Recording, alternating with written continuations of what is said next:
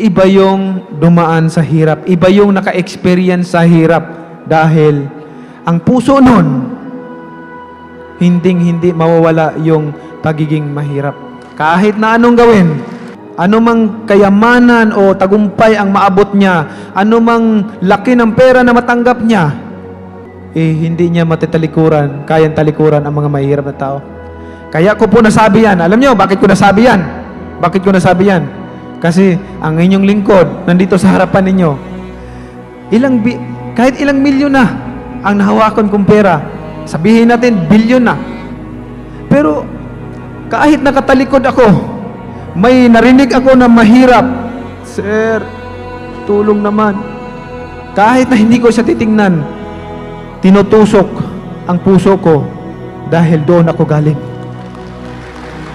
Tinutusok ang puso ko dahil doon ako galing. Pag may nakikita ako mga mahirap na tao na sumisigaw, tulungan nyo kami, especially sa mga hospital, walang pagkain, walang pag-aaral ng mga anak nila. Nasasaktan ako dahil doon ako galing. Ang tanging legacy ko lang na maiwan pag si Manny Pacquiao wala na dito sa mundo, ma-remember ninyo. Ayan ang gusto kong marinig sa tao.